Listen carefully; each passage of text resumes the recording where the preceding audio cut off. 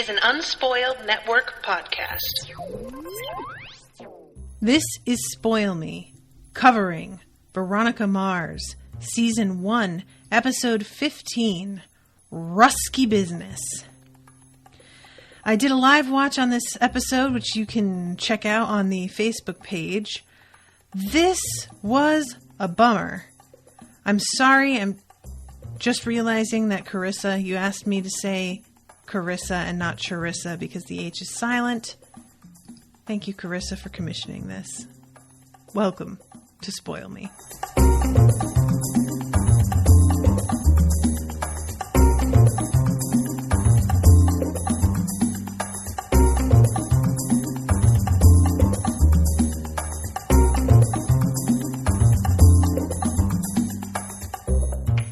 Welcome to the show, everybody. I am Natasha. This episode, you guys, yikes, what a bummer, am I right?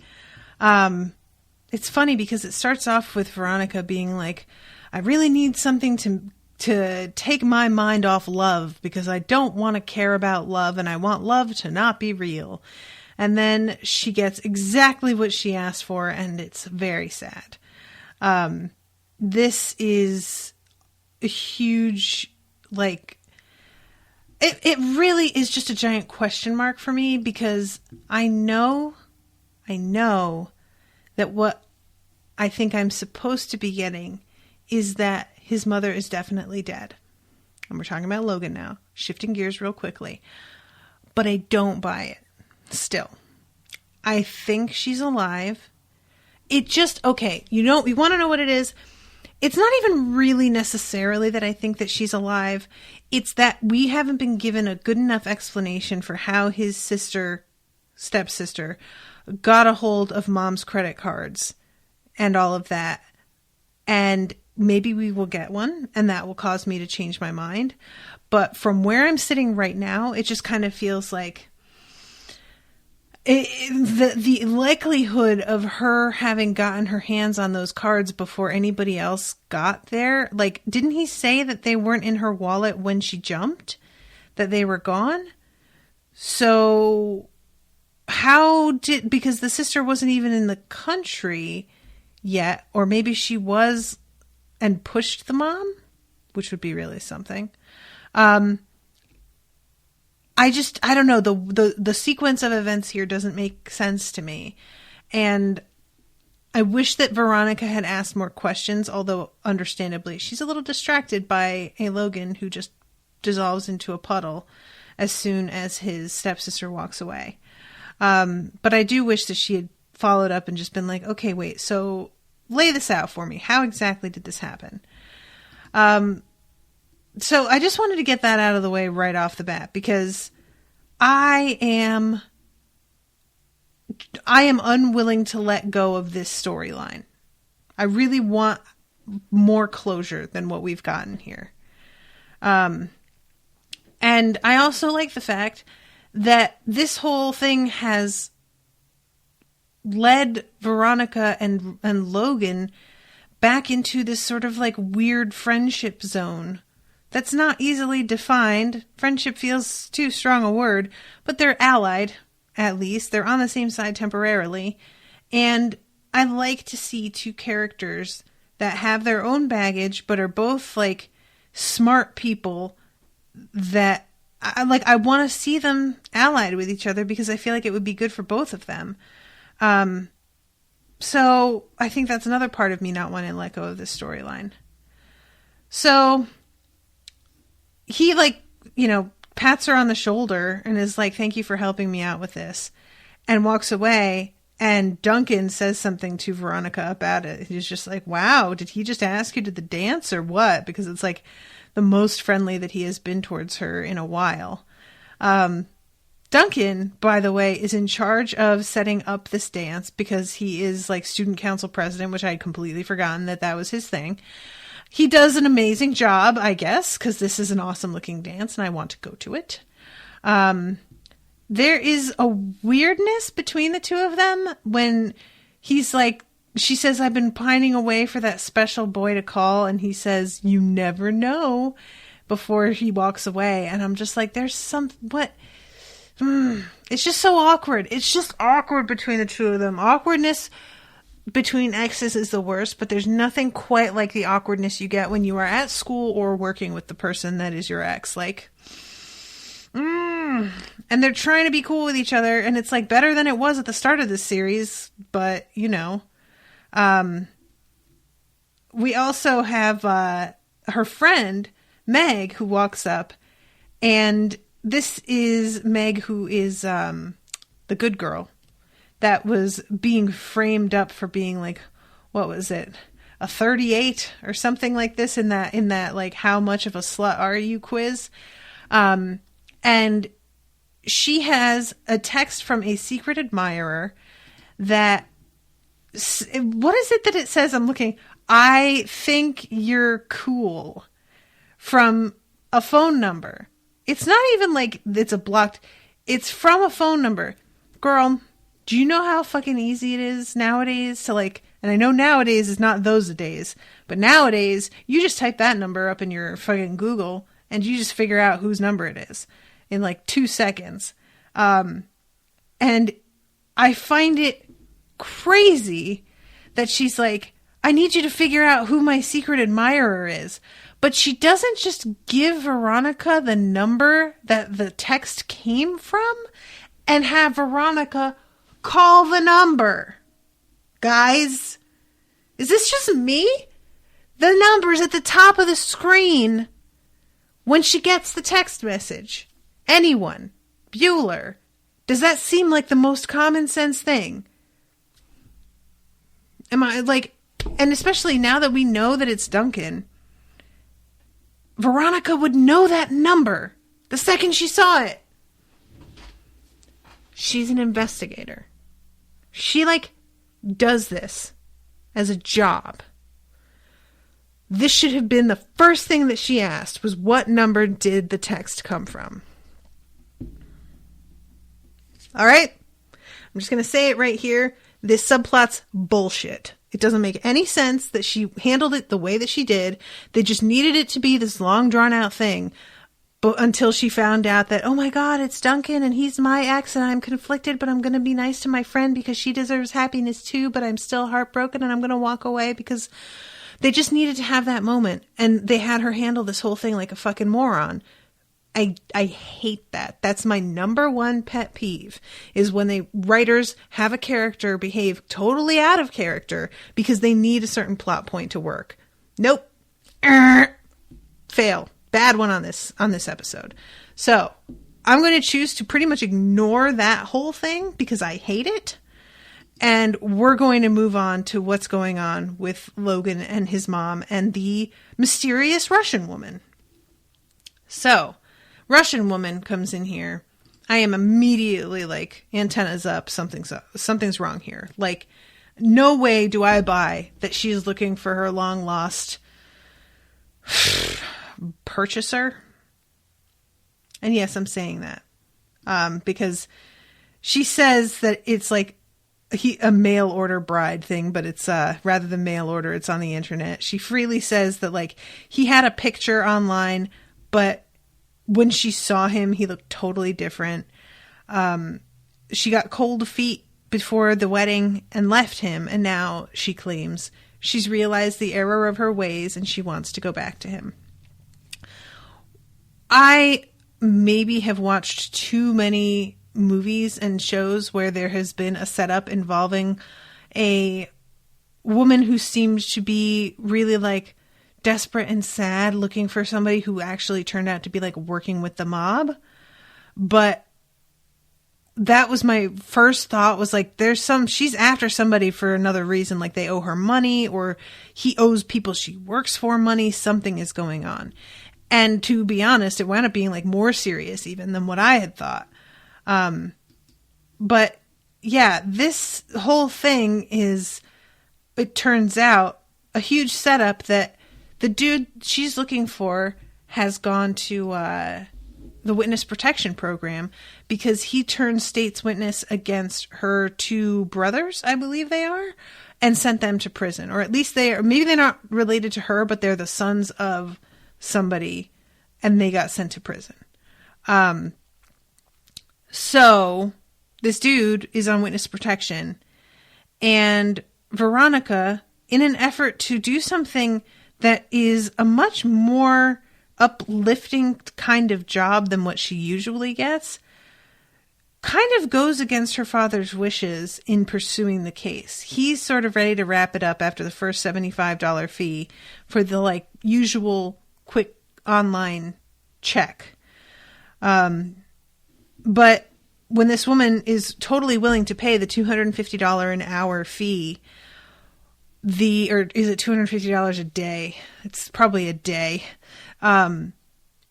Veronica decides that she's going to keep up with this because the idea of bringing some people who love each other together instead of trying to prove that somebody's cheating on someone else is a really novel change, and she really likes that in concept. Oh, Veronica, I understand that impulse, and I feel real bad that this is what it ended up being because, it's so much worse than anything else so far. But yeah, this woman, Katrina, is very convincing. She makes it sound like he was somebody, I'm realizing he was my soulmate, that when Veronica's asking, can you tell me more about him? She's like, well, he really made me laugh. And she's talking like somebody who really cares about a person, and just completely snows her. And then it turns out that, God, okay. I'm getting ahead of myself here. So Veronica's father is the one that is supposed to be on this case. So what winds up happening is he is investigating some insurance fraud thing. And it turns out the person is not the only one, that there's a ring of people who do this. And as he's pursuing this dude, he keeps noticing the same car parked in certain places and people watching him. And he's not aware at this point, I don't think, that Veronica decided to keep going with this case. So he doesn't realize what they could even be connected to. And so her dad does this kind of genius thing where he sees that he's being followed and he pulls over into this really busy hotel area. And he ducks into the hotel and they follow him, and he ducks back out again, breaks into their car, and then he goes, I don't even remember how the sequence of events could work, but he goes to the, valet, and gets the keys from them and takes off and leaves the guys without a car. So that's pretty amazing. And there's also ID in the car. So he's able to get a background check on these guys, and that's how he figures out exactly who they are. Meanwhile, Veronica is doing some real investigative work because she has figured out the breed of dog that this dude has in the photo that Katrina gave her, and is pursuing, because it's a rare breed, every vet in the area and calling up to see if they have a dog with this name of this breed. And when she calls the vet, she has them call the owner. I know that you can't give me his information, but perhaps you can call him and tell him that I have a female that I'd love to breed with. And even though they say no, when they say they'll call him, but they call back and say that he told them no, she's able to then go to the cops, to her buddy there, and be like, can you get me the phone records for this vet for between this and this time and tell me who they called? And then narrows it down and finds out who this dude is. Now, you see, guys, that is called investigating. That is what I have come to expect of Veronica Mars. Not this bullshit with her friend where she doesn't even ask to see the phone number that the text came from. You know? Tell me how those are the same person. A girl who's just oh, you saw two guys on their phones? Well, it must be one of them. That's your evidence, really? You go from that to tracking down the breed of dog and finding using your connection in the force to get phone records? So she tracks this guy down, and we see him walking his dog, and thank God she does not walk up to him right then, because who knows what he would have done if he would have, like, fled and somehow exposed himself doing that, if he would have maybe, like, reacted to her, or if there were people watching him that would have, like, come down on her somehow. But it would have gone really badly. She's feeling flushed with success, of course. And she goes home and to call Catalina, and it doesn't matter because it's not a real name anyway, and tell her, and she's in the middle of being like, do you have a pen? His address is, and her dad presses the phone dial, clicker, what do you call that? Receiver, I guess?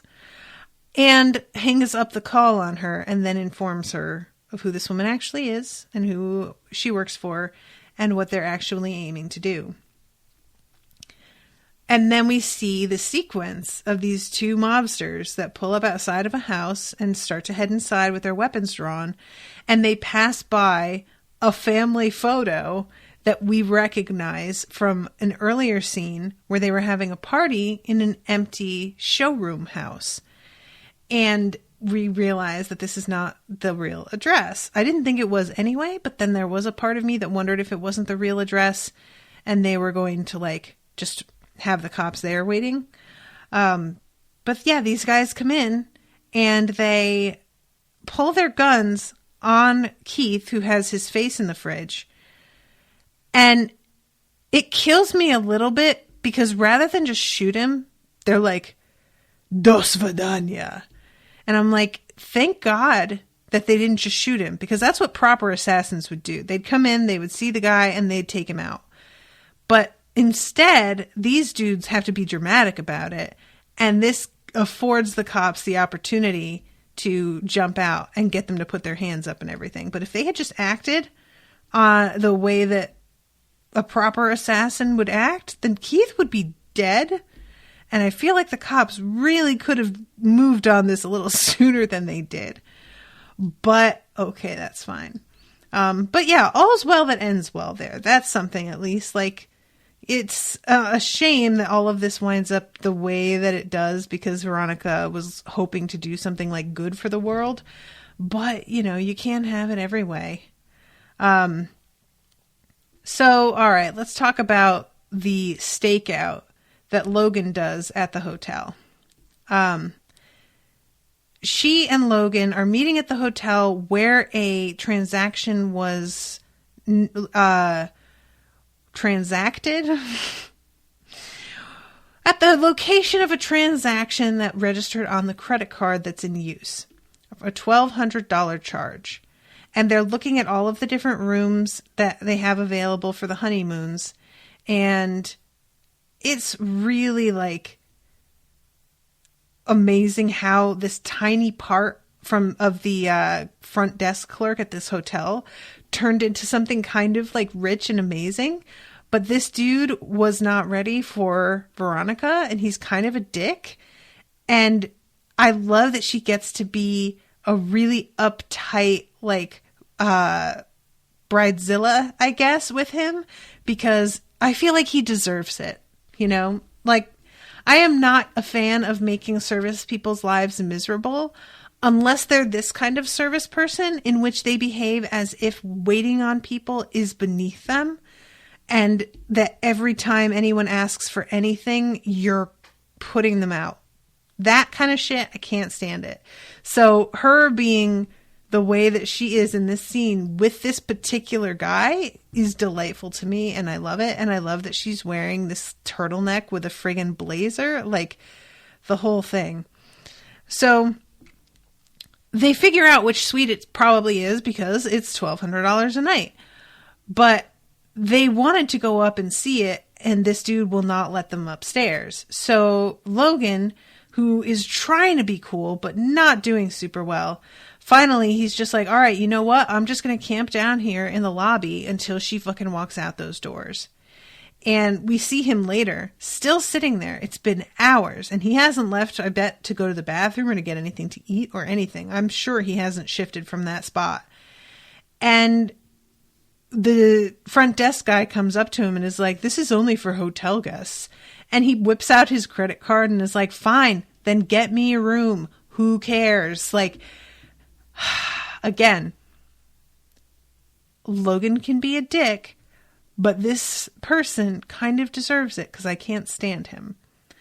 And also, I would like to register my personal skepticism that is truly the hotel policy, because a lot of hotels have front lobby areas that are open to pretty much anyone, which can be uncomfortable. And if somebody's being disruptive, you can get them to leave. But if somebody just comes in and sits down, oftentimes you can't really do too much unless they're causing trouble somehow. So I feel like this guy was just being a dick, and Logan was a dick to him right back, and that's totally fair. Leo. That's the name of the cop. I could not remember. Sorry, I'm jumping around a little bit here, but so let's go to the big reveal scene, because I wanted to believe so bad that this was his mom when she walks out. Of course, she's wearing shoes that are really similar, an outfit that is really similar. She's tall and slender. She's got this hat that we've seen his mother wear before, or at least something like it. Yeah, guess what? It's fucking Allison Hannigan. Excuse me? Willow is his stepsister. Super weird, guys. I have to admit, I'm not sure I like this casting. There's something too warm and humorous about her for me to believe her as this character. There's just something inherent about who she is that I don't feel she was able to remove from her play, the way she played this. And she's just still too likable, even though I don't think she's supposed to be, or maybe she is supposed to be. And this whole hard-ass chick is an act in itself. But yeah, I was totally floored. I don't think I ever heard that Allison Hannigan was on this show ever. I'm wondering like how much more she comes into things, because she talks to Veronica as if she knows her better than I thought. So maybe she was around a lot more a few years ago. It's not really clear how old she is exactly. But yeah, he says you're supposed to be in Australia. And she says, but that didn't work out. So I'm like, how long has she been here? The whole thing is really strange. And she says something to him. This was really awful.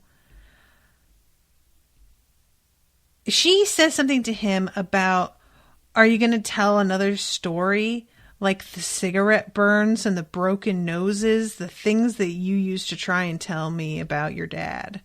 Which I guess is her dad. They don't share a mother, they share a father. She says, isn't dad the big bad wolf? Don't act like you wanted me there. When I know that you don't give a shit about me or about dad. And the fact that she is the child of the same parent, and yet straight up doesn't believe the stories Logan's telling, I'm really curious, because I know that it's not uncommon for one child to shoulder the burden of abuse in order to shield their siblings. But this is a really different scenario where it feels like they weren't living together a lot of the time. And so did his dad act totally differently with her than with him? Like, what's that about and why? Or is she lying? Has she been abused and she's just trying to forget it and pretend it didn't happen? Or does she actually believe him? Maybe she's, lying about him. Like, abuse is such a weird thing to see how people react to it and deal with it that I can't even predict what is going through her head right now. So finally, yeah, she says that she's heading home now anyway because somebody canceled mom's credit cards. And he says, oh, you're coming home? Well, who's going to play Dead Hooker 2 on CSI next week? So apparently she's an actress who gets small bit parts that he finds to be really pathetic. And when he asks, how are you going to get your next attention fix? She says, maybe I can be a ring girl for one of your bum fights, which I thought was a pretty fucking sassy response. Well done. It's really, like, this whole scene is so surreal, and it's awful because you can see Logan trying to keep it together. She doesn't know why he's here. I think she suspects, but she doesn't know. Oh my God. Is his mom still alive and she's the smoke screen? Is that what it is? Is his mom still alive and the daughter is there with the mom, and that's why she couldn't come to the funeral, because she was with the mom and she came downstairs to throw them off the scent dressed in mom's clothes to distract them while their mom walked out some other way? Are they in on this? Is this a conspiracy? Because this whole thing is just so weird. Something doesn't add up here, guys. And if... I don't know what could... Because it doesn't sound like she was close to his mom. So, like, I'm not really sure what kind of relationship they had that would make her willing to do this. I don't know. Maybe I'm just reaching here, guys. Maybe I'm just turning this into a way bigger thing than it is. But she walks away, and then we see Logan just fucking lose it. And I just, like, almost started crying. I think I did cry a little bit when I watched this live. It was just so unexpected how much he lets go and how public it is. Like, he doesn't even try and sit down on the couch. He just, like, kind of folds in half and then crumples the rest of the way to the floor. It's just really awful. And imagine finding out this way after being so sure that your mom isn't really gone. Like, I just really feel for him in this moment.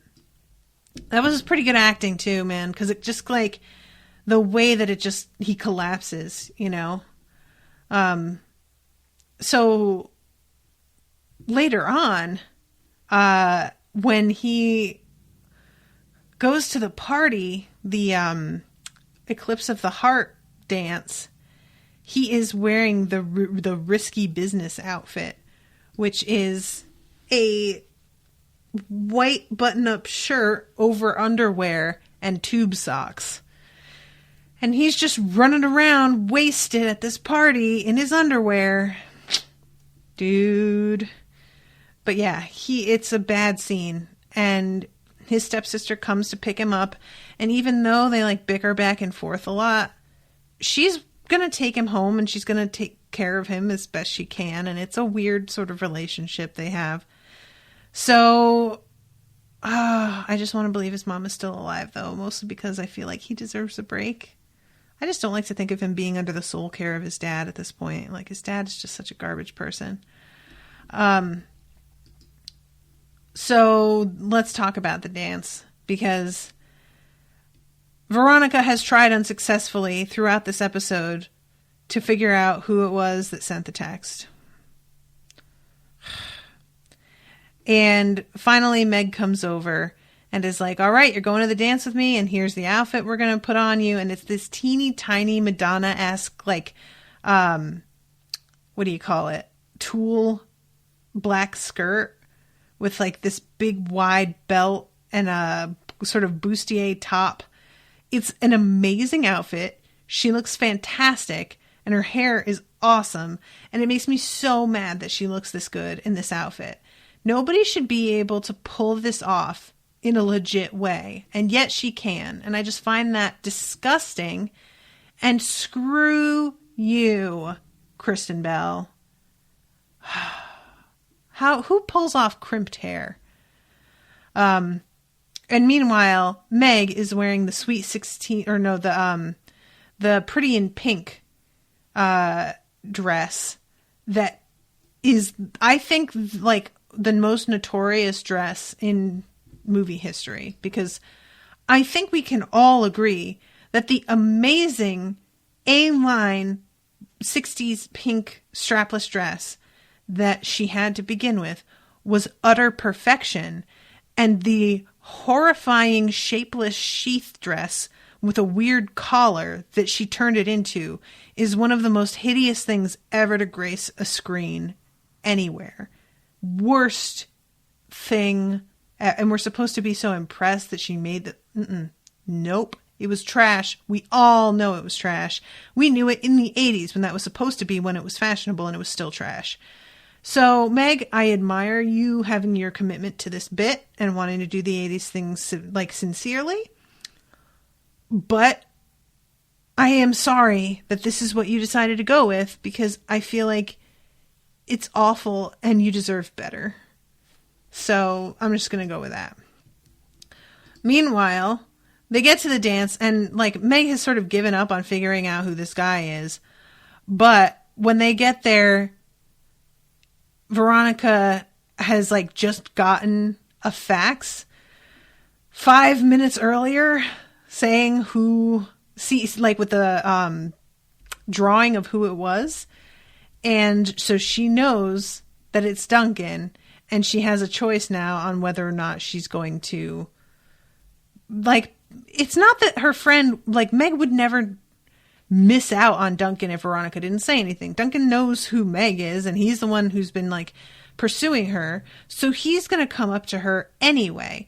But if Veronica acted like, oh, I have no idea who it is, it would just be, you know, a violation of her own ethics. And so she wants to show her friend that she's supportive of her, and puts the corsage on her that she was sent as a signal for them to recognize each other.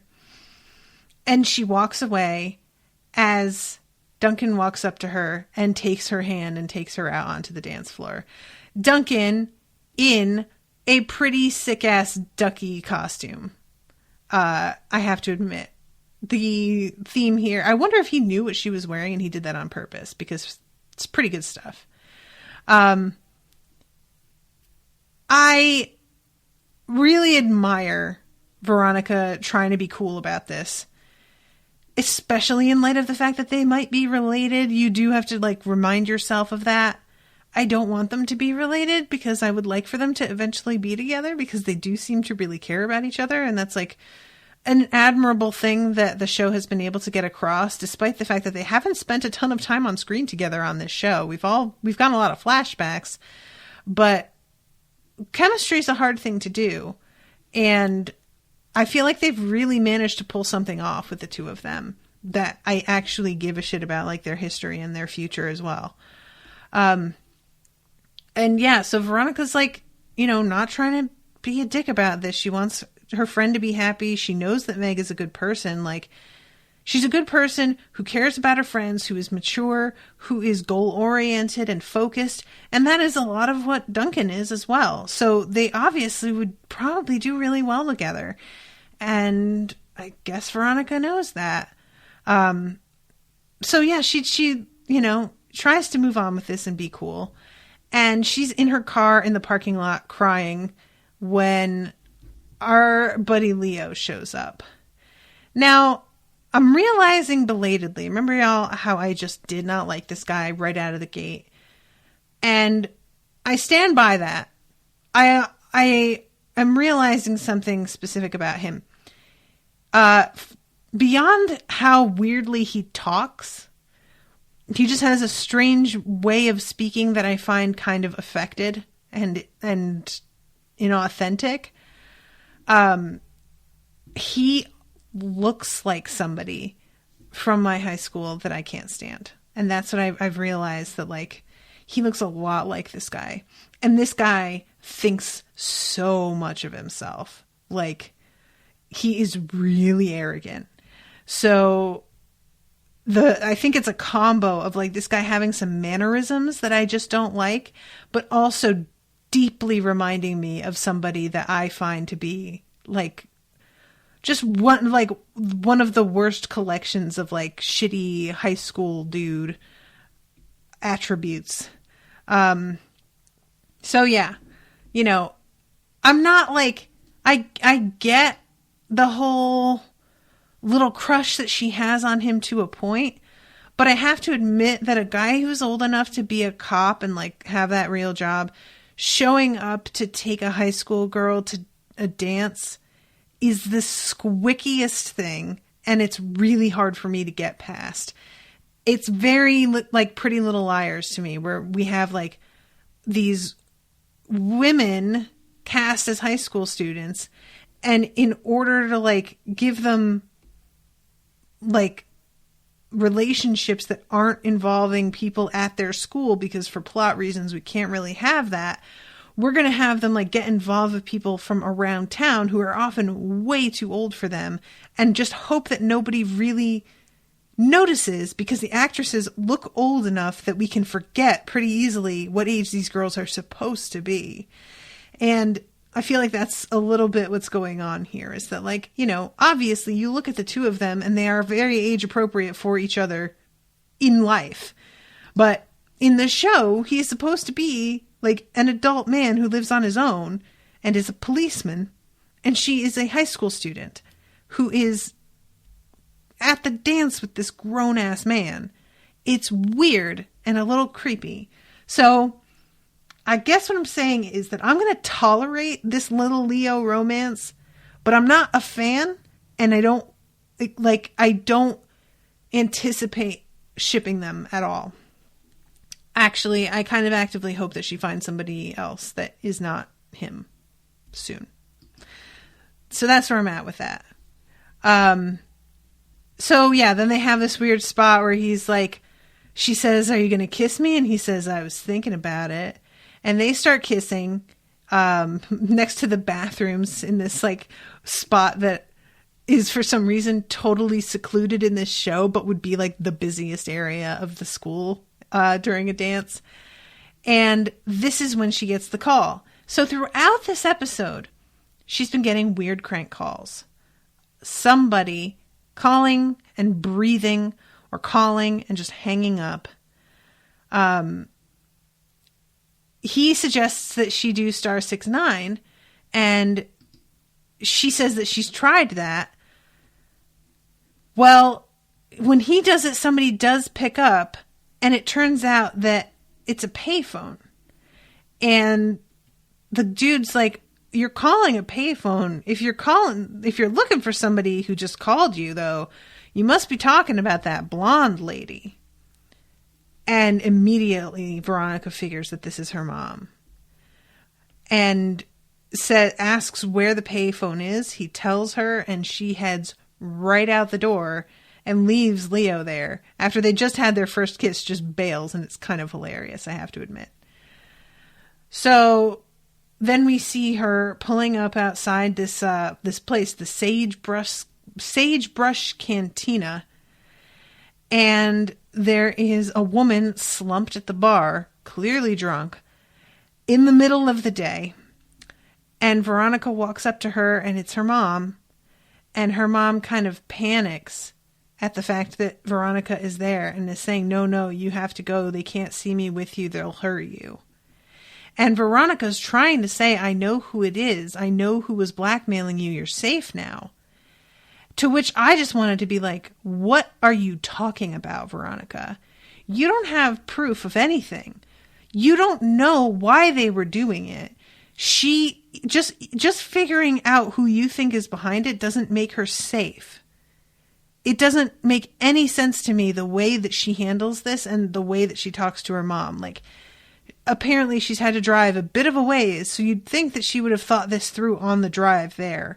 It'd be one thing if this was 2 blocks down, but she left the dance in the middle of the night, and she's arriving here and it's daytime. She's had a minute, and she has to know that whatever this is isn't over. Like, when she confronted Duncan's dad and was like, "I know what you did," his dad was clearly baffled and did not know what she was talking about. And then went and like grabbed Duncan's mom's arm, who refused to look at her or talk to him about it. What makes her think that anything has changed? There's no good reason for her to think that. And coming in here and just being like, "You're safe now."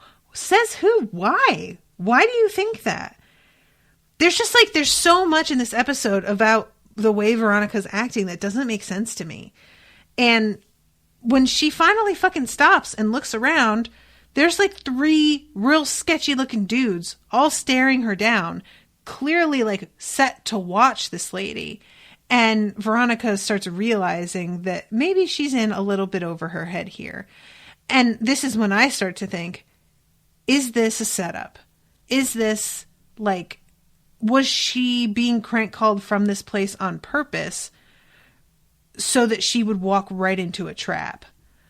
But I don't know, because it just looks like Veronica's looking around and seeing that there are people that are watching this lady.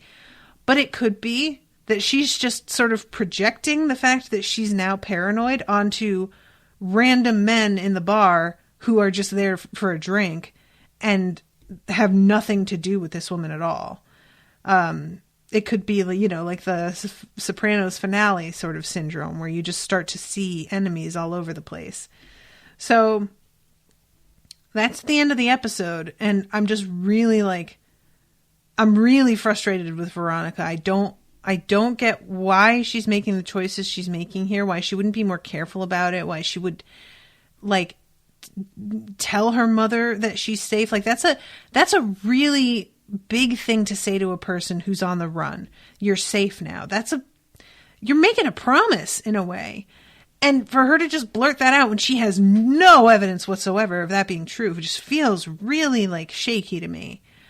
So yeah, I'm just, you know, I've been saying that I wanted for us to deal more with her mom and to see so I'm glad that her mom is a factor again in the show now, because I was pretty frustrated with the fact that we had her mom call her, but Veronica doesn't pick up. I don't remember if she was asleep in that scene or whatever, but we never see her like try and get in contact again. And so I'm glad that this is being brought up again, but just the way that it was handled this episode felt just sloppy to me, if that makes sense. So yeah, so that's the end of the episode. And guys, I don't know what I really liked the storyline with Logan's mom. And I'm really not done with that. I feel like there's more to happen, but everything that tended to involve a lot more Veronica this time around was like riddled with problems. So yeah, I don't know. I appreciate that she's trying to move on from Duncan, but I don't feel like it was worth this subplot with her friend. Like, it just, yeah. So I'm going to do my weekly check-in on who killed Lily. I'm starting to feel like it's not her dad anymore. And obviously we've had almost nothing that relates to her murder in the last few episodes, except for Veronica like discovering that about the dude who took the rap, that he is actually on death row and is a patsy. This dude, if he like wants, I don't see why this man would be motivated to admit if someone paid him or not, because obviously he's made a deal with somebody somewhere, and it's probably got to be like, if you're willing to spend your last months of your life in prison, or if you're willing to go for death row, I'm going to say that's a done deal. You're not going to renege on that at this point.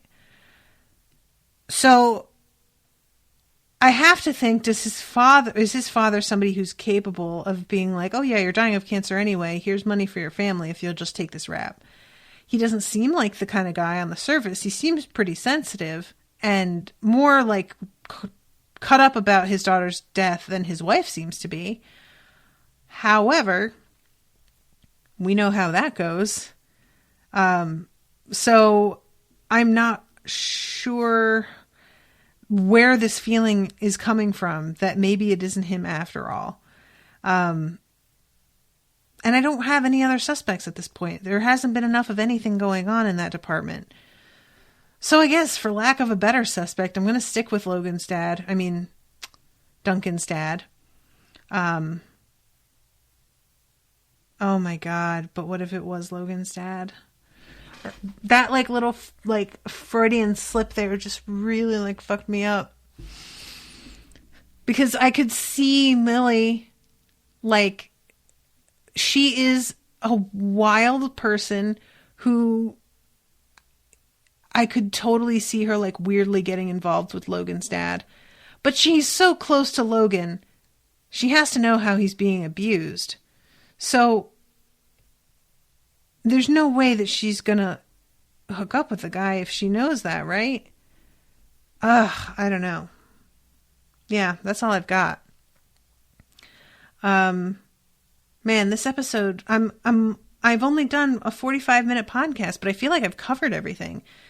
I guess it's because I chose to skip a lot of that figuring out who the secret admirer subplot is. Like, the only thing that I liked from that subplot was the one dude, Manny, who works at the flower shop. That was hilarious. When she's like, so can you describe the boy who made this order? And he's like, he just had that look, the look. And she's like, what look? And he's like, yeah, like that high school kid look. And I was just like, thanks, Manny. That's super helpful, buddy. And that was pretty funny. He does wind up being pretty useful later because they have that sketch artist who draws Duncan and does a pretty good job. But yeah, other than that whole subplot, I feel like I just want to pretend didn't happen. So does anybody in the audience have any questions? Y'all have been so much more quiet today than you normally are. There's all of 4 comments. Usually I can't even keep up with what's going on in the chat, but not today. This might wind up being the shortest Veronica Mars podcast that I've done so far, if none of you guys have anything to ask me. Rachel says, I missed a lot of the recording. Do you think Logan's mom is really dead? Rachel, you did miss a lot. I have a whole theory, and I don't think she's dead, but you'll have to listen back for that. But I have a suspicion that his stepsister and mom are like in on it together to keep her hidden for some reason. So that's my theory. But mostly just because I like Logan and Veronica being on the same side. So I just want that to not be over yet.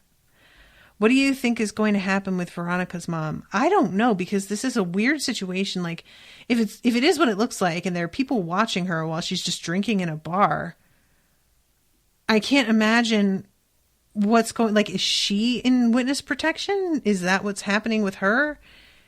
Are these people guarding her? Like, I don't understand what this situation could be. What did you think about Allison Hannigan? I felt like she was miscast. It was fun to see her, but I don't buy her as this like heartless, wannabe who's just like spending money right and left. It felt like she was trying a little too hard to be that like snarky, So I'm hoping that maybe she grows on me in this role a little bit more, but she's too likable a person to pull this off without really squashing the warmer parts of who she is more effectively. And I don't feel like she squashed it.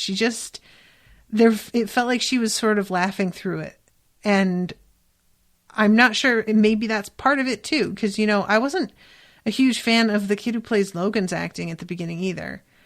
And maybe that's supposed to be part of her character as well, is that she's sort of faking her way through being who she thinks she's supposed to be. But yeah, so I'm this whole episode, like there was just a lot more that didn't work for me than did, unfortunately. And it's too bad because the scene with Logan, like just breaking down, was super well done. And I feel like it's a shame that got overshadowed by a lot of other stuff, but that's where I'm at with it. I did like the Russian plot. I'll say that. Because I kind of figured what was going on right from the start in a way, but not to the extent. And the way that it went down was still pretty surprising in the end, like the way that it got handled. So yeah. What plot point are you wanting more information about in future episodes? Like, I just really would like a little bit more focus on Lily's murder at this point. Like, I'm just, there's the weekly check-in about who do I think killed Lily. And we're just so inching along with any of that information that it's remained unchanged for months now because there's been practically nothing on that front, So really, I just want to kind of get down to it with that and get a little bit more revelation of something that I can chew on, because at this point it just feels all very like, I'm not even sure that what's going on with her mother is connected to Lily's murder at all. Like, it feels like it has to be. The circumstantial timing of it feels a little bit too coincidental, but I'm operating on a pure assumption there. I don't know that that's true at all. And, we're at episode 15 here. I feel like it's time. We got to really give me something here. So mainly Lily. Yeah. And I feel like there was something else that I had wanted to mention. Oh, you know what I wanted to say? I wanted to thank Renee Pope Monroe for commissioning, because she actually commissioned the next episode of Veronica Mars, which is going to be, where is it? On the 28th, which is a Wednesday, because I'm going to be gone in Los Angeles over the next week. So just FYI, everybody, the next one will be on a Wednesday. But she was the one who commissioned this episode to be as a live watch, which you can watch on Facebook, because she had the person who commissioned this episode originally, Charissa, did it before Renee could. So she bought the next one as a voyeur episode, but was like, but really, I want you to watch episode 15. So I just wanted to throw credit to her that live watch is up because of her. So thank you to Renee and thank you to Charissa. The next episode, the crowdcast is going to be Wednesday at 12:30. Wednesday at, oh my God, why does Google Calendars, I barely have to swipe on my thing at all, and it just like completely loses its mind and jumps ahead 6 months. It's going to be on Wednesday the 28th at 12:30 Central Time. So I just wanted to let you all know that it's not going to be a Tuesday one. So that's it. All right. Well, thank you guys all so much for coming. I'm sorry that I was as down on this episode as I was, but I try and be honest with y'all, and they're not all going to be winners. It's a long first season. So frankly, the fact that there have been as many winners as there have for a first season that is at this length is still pretty damn good. So hopefully y'all can forgive me. And I will see you next week with a new episode. Toodaloo, motherfuckers.